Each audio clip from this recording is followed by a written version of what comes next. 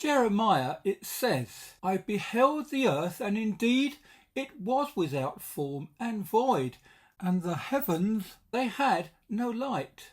Note that this also means that Genesis is not the only place where it says that the earth is without form and void. If Genesis is untrue about this, then so must be Jeremiah. The Bible is consistent, and Christians just cannot ignore Genesis.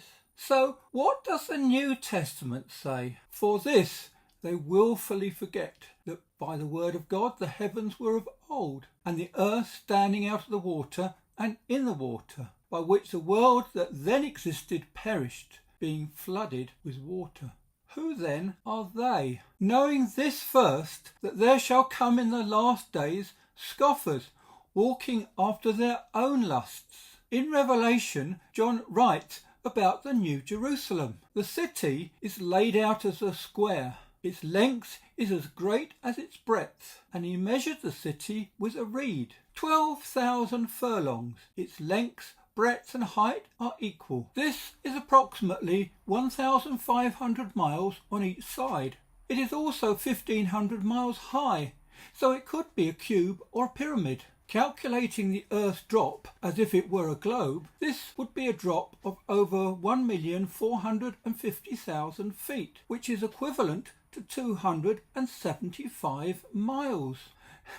Now, here's a big problem. The verse reads straightforward if you are thinking of a flat base on a flat surface. Other than that, we would get into all sorts of problems if it were to sit on a globe. It would wobble all over the place unless it were sunk into the ground, or the shape would have to be different. I see no illustrations showing this because it just doesn't work. All illustrations suggest a cube with a flat base coming down to Earth. And to get around any suggestion of resting on a globe, the land is always flat. But the New Jerusalem is made out to be small in comparison to its resting place. Again, this will only work on a flat Earth. So why would God choose such dimensions?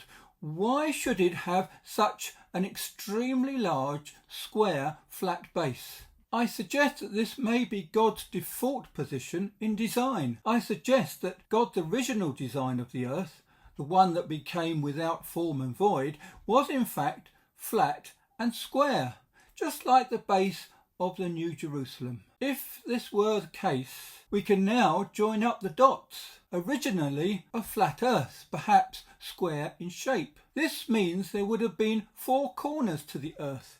Each corner of the earth was held up by pillars, which themselves sat on the foundations of the earth. The earth, having become void and without form from a catastrophic water event, was also cold, without light or heating, covered in water, perhaps ice. God then took his compass and drew a circle within the square, which became the ice wall containing the waters.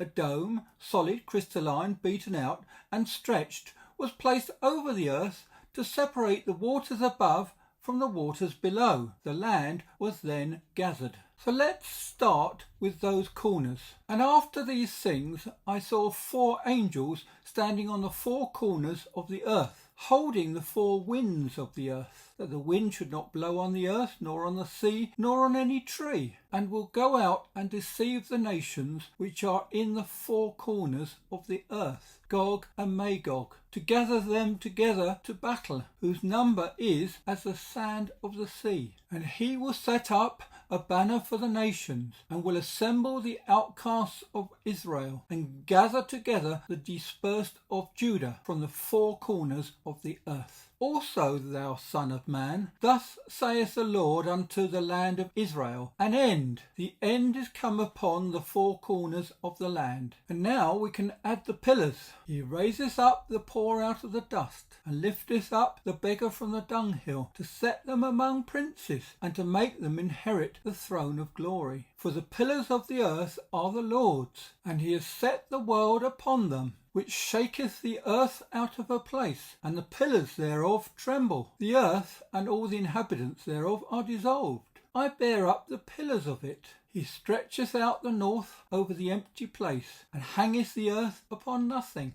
Now we come to the foundations. Where was thou when I laid the foundations of the earth? Declare if thou hast understanding. And thou, Lord, in the beginning hast laid the foundation of the earth, and the heavens are the works of thine hands. Mine hand has laid the foundation of the earth, and my right hand has spanned the heavens. When I call unto them, they stand up together. When he gave the sea his decree, that the waters should not pass his commandment. When he appointed the foundations of the earth, who laid the foundations of the earth, that it should not be removed for ever. Now, this is God talking to the people through Isaiah. And you forget the Lord your Maker, who stretched out the heavens and laid the foundations of the earth. There are other verses mentioning the foundations of the earth, but these are in other contexts, like the earth being immovable on its foundations, and I'll deal with those next time. In the meantime, I'll leave you with these thoughts.